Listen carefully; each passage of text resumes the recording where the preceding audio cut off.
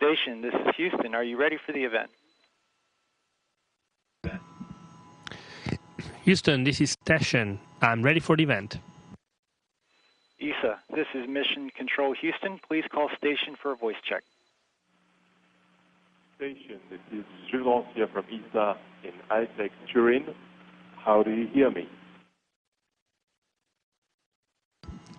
Buongiorno, I read you loud and clear. How do you read me?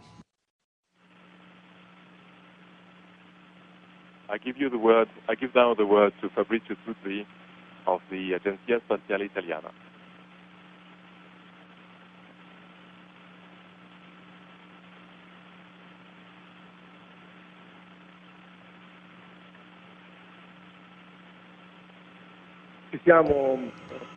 Buongiorno, signor L'agenzia, tu partivi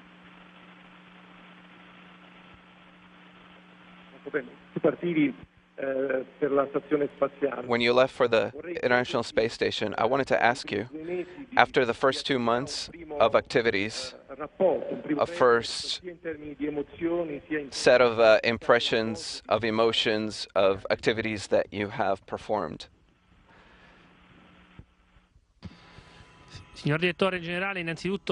Director, good day. Welcome on board the space station. Here we are in the Columbus module. And I thank you for the question, which allows me to expound upon the activities that we perform on the space station. The first 2 months were very, very intense. Possibly the most intense months of the whole mission, because we had a series of activities that are nominal, of maintenance and science on board the station, but also some events that were pretty particular, like the arrival of the ATV spacecraft and the 2 extravehicular activities.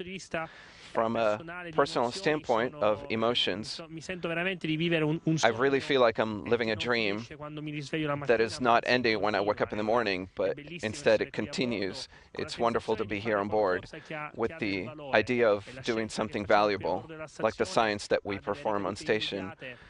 It has immediate effects on the Earth. The bleeding-edge technology that we test here on station is used on Earth and also for the future exploration.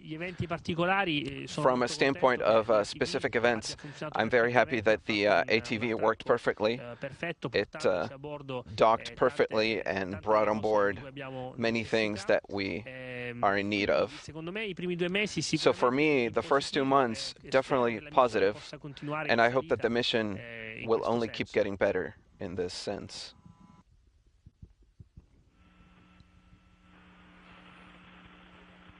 Another question, Luca, about the EVA that you conducted, the 2 EVAs that you conducted. What are your emotions? What was left in you? And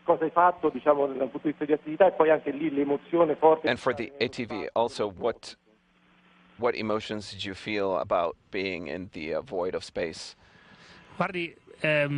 Mi piacerebbe avere un vocabolario, un'eloquenza. Look, I would love to have a vocabulary that would allow me to express fully the sensations that I felt when I went out for the first time in the void of vacuum, protected only by the spacesuit. Unfortunately, I'm neither a poet nor an intellectual. I really am at a loss for words to express it.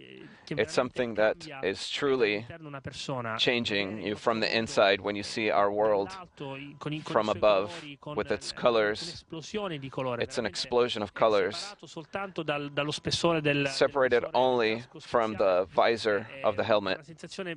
It's a wonderful feeling of being born again. I talk about an explosion of colors because while I was on the robotic arm and when I saw dawn for the first time in space from outside, dawn arrives in very little bit of time from darkness, which is a complete absence of color. Everything is swallowed by this explosion of colors that are beautiful. I was over Africa, so all reds, yellows, and and all these colors filled my eyes. This is something that I will always bring with me. No one will ever be able to erase it. Even the events of the second EVA, that won't be able to dampen the desire to do that again and to complete the work that I've started, that unfortunately I wasn't able to complete. Fortunately, the first EVA went really well, very quickly, so we were able to accomplish all our goals, which were to complete the installation of the RGBs, that are large bars that are used to move the radiators in case of issues. So we brought them to their final installation point. And then we brought back some experiments that were outside for a certain amount of time that will be brought back on the ground to analyze the effects of vacuum and space temperatures on certain materials. And then we also took a broken video camera that is inside here with us, inside the station. And we also started the connection of a series of cables that we would have had to complete during the second EVA.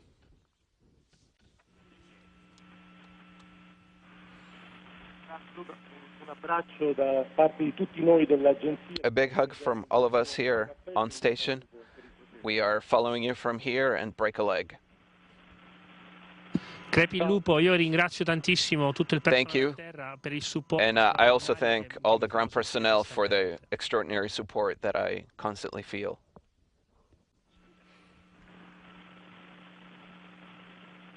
Hi, Luca.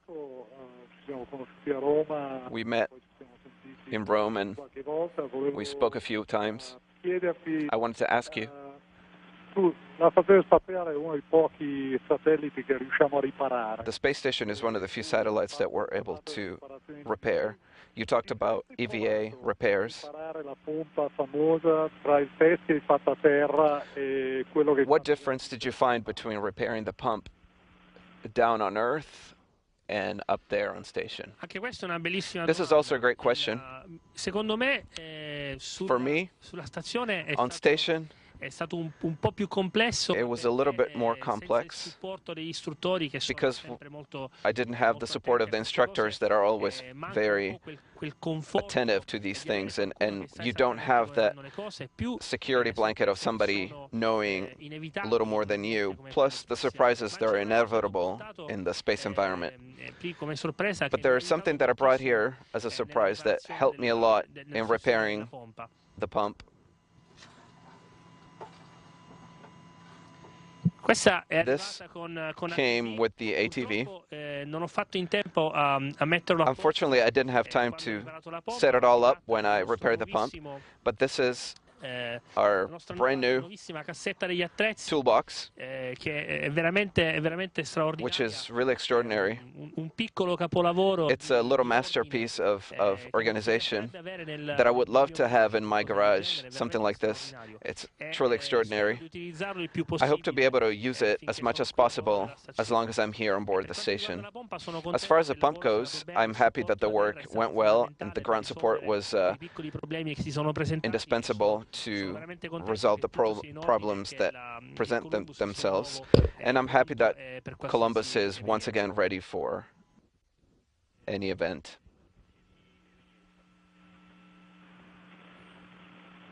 Luca, naturally. All of us at ESA were with you. We followed the mission with great interest. We were close to you while you were having trouble with the EVA. We're very happy that everything's going well. Bye. Grazie tantissimo. Thank you very much.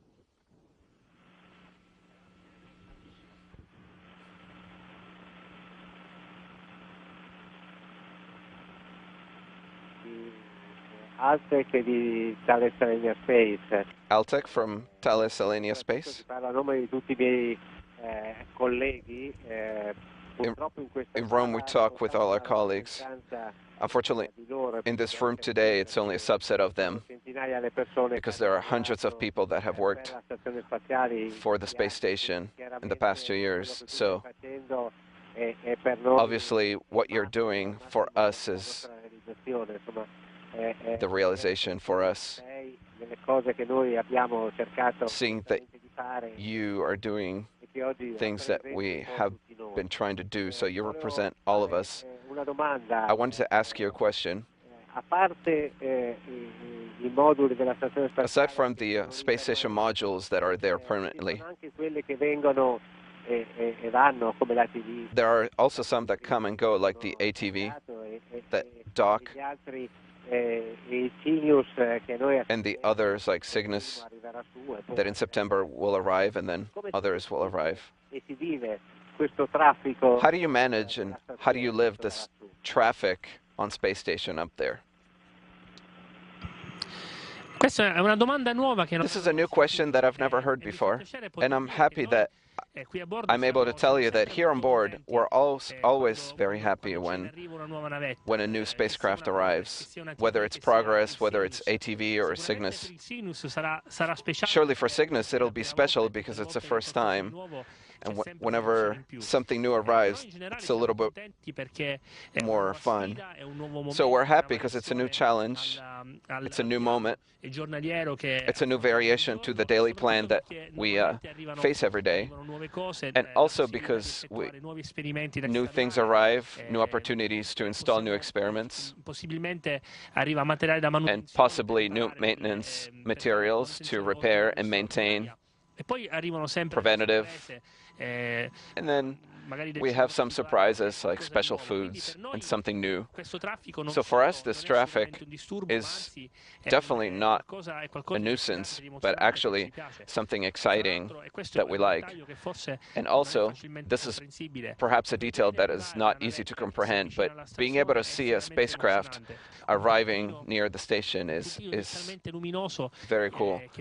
To be able to see a little dot that little by little becomes a spacecraft in all its perfection that has traveled for millions of kilometers, that arrives and docks with the station with extraordinary precision. It's really a sensation of accomplishment that honors our engineers and all those who work on the space programs.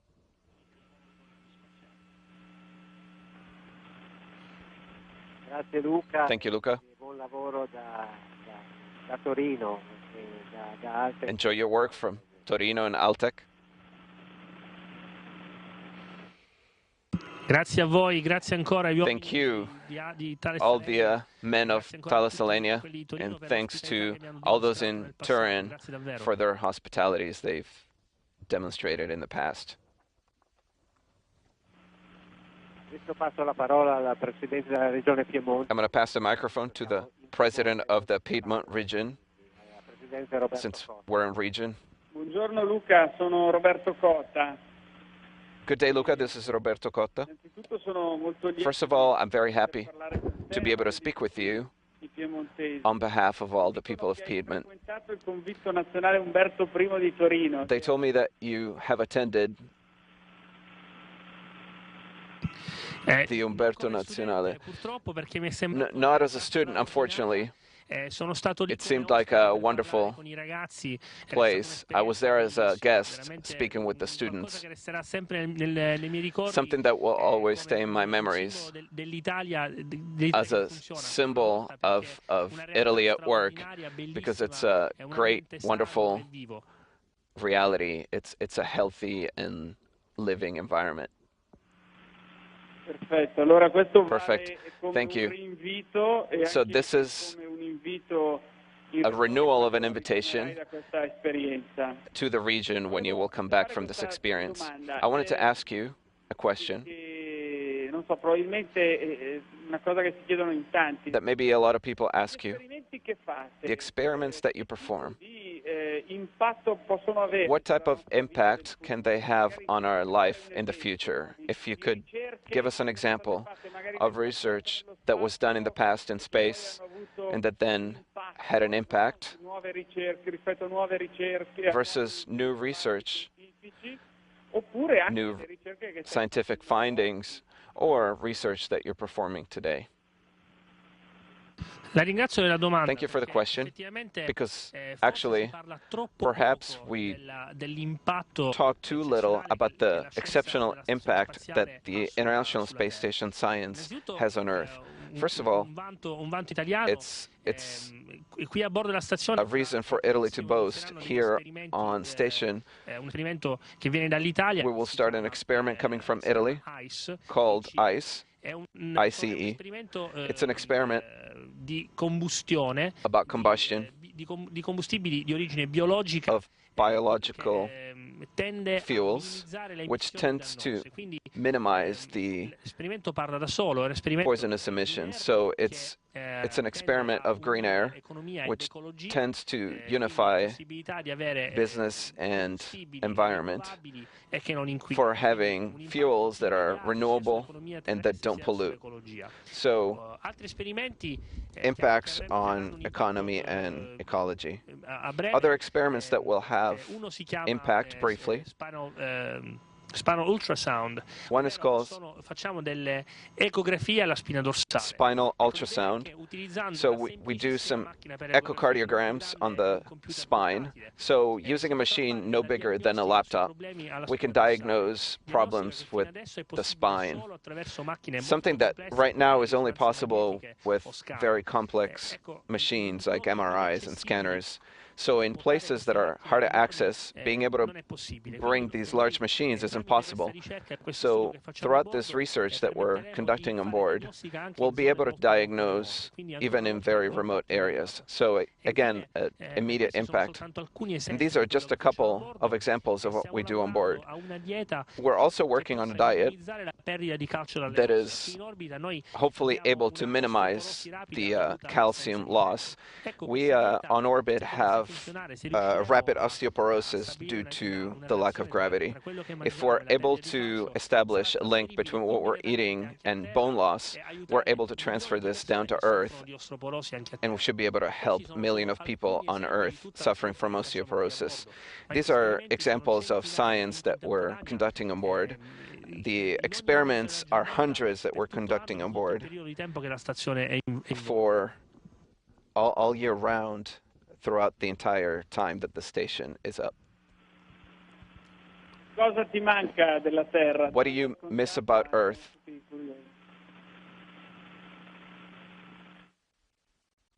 No, le domande non sono mai scontate. Spero che questions are never trite. I hope the questions aren't either. I miss my daughters. I'm a father of 2 girls, 3 and 6. I see them once a week, so not being able to hug them is truly hard. So this is a part that is most melancholy. Something a little more normal. I miss a nice espresso, the way they can only make in Italy. So here on board, we still don't have the technology that allows us to have a good coffee. And finally, I am from Sicily. So for me, summer has always been tied to the idea of the beach and the breeze out at sea. So this environment that has no smells and is a little bit sterile is something that I miss. But I'm happy to be here, and I wouldn't change a thing. I wouldn't trade the work that I'm doing for anything else.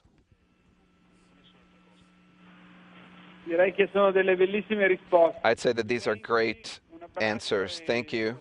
Congratulations, and a big hug from all of us.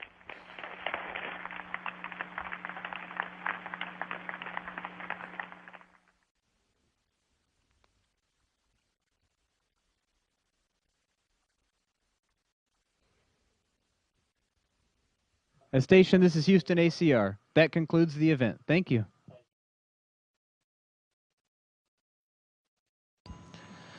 Houston Station, thank you very much.